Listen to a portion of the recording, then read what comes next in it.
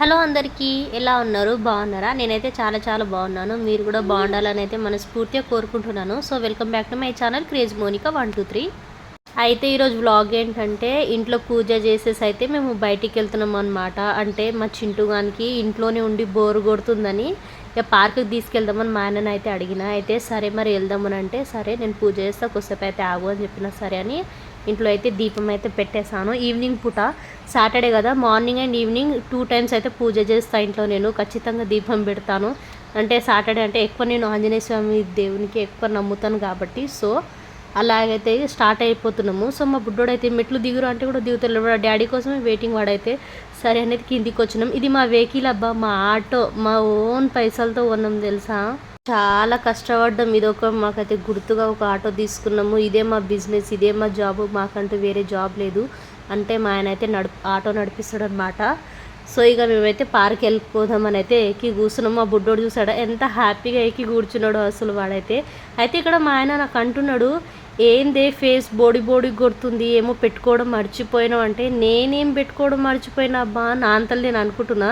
ఇంకొకసారి అట్లా అట్లా చూసుకుంటున్నా. అయితే అప్పుడు గుర్తుకొచ్చింది ఇయర్ రింగ్స్ మర్చిపోయినా అని. సరే అని ఇక వెళ్తుంటే ఈవినింగ్ పూట కూడా ఎంత ట్రాఫిక్ ఉంది తెలుసా అసలు. బయటికి వెళ్ళే టైంలో అది కూడా కొంచెం దూరమే, అంటే మా రూమ్ దగ్గర నుంచి ఉంటుంది ఒక 2 to 3 కిలోమీటర్స్. చాలామంది నడుచుకుంటూ వెళ్తారు కానీ ఈ టైంలో నేనైతే వెళ్ళలేను కదా, కొంచెం బాబుతో రిస్క్ అని గాంధీ పార్క్ అయితే వెళ్ళినాం. ఇక మా ఆయనని తీసుకొని.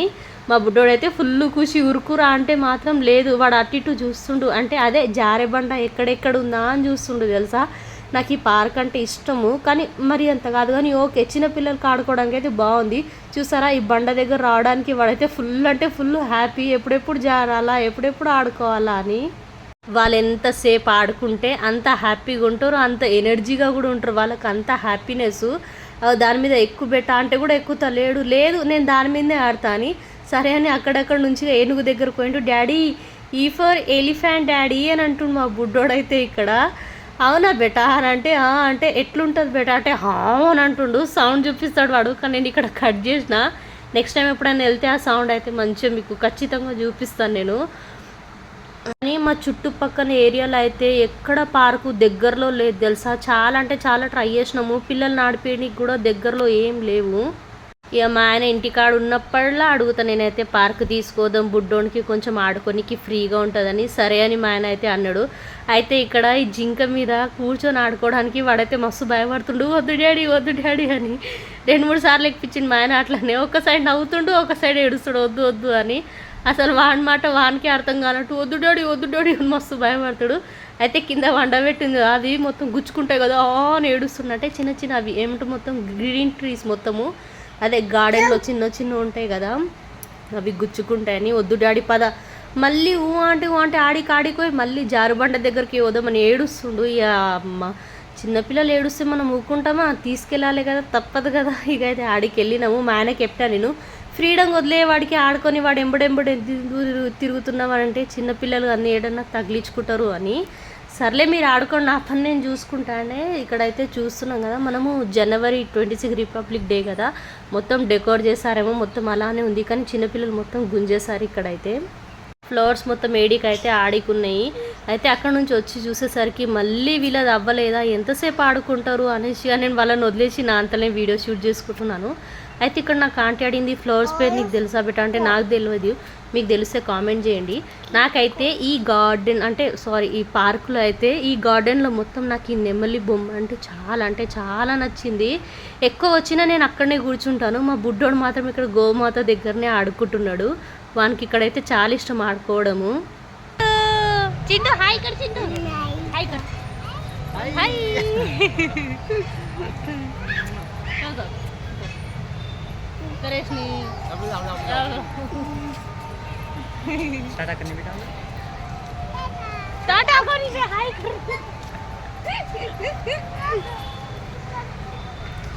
ఇక గార్డెన్లో అయితే ఫుల్ అంటే ఫుల్ దోమలు ఉన్నాయి. ఇక మా బుడ్డోనికి ఎక్కనికి ఆడుకోనికంటే ఫుల్ అంటే ఫుల్ ఇష్టం మనకి. ఇక్కడ కూర్చుంటాడు చూడండి. మా ఆయన కూడా లేచి కూర్చోపి అంటే చీ అమ్మ, నాకు తెలుగు కూడా రావట్లేదు, ఏం అనుకోకుండా బా సారీ.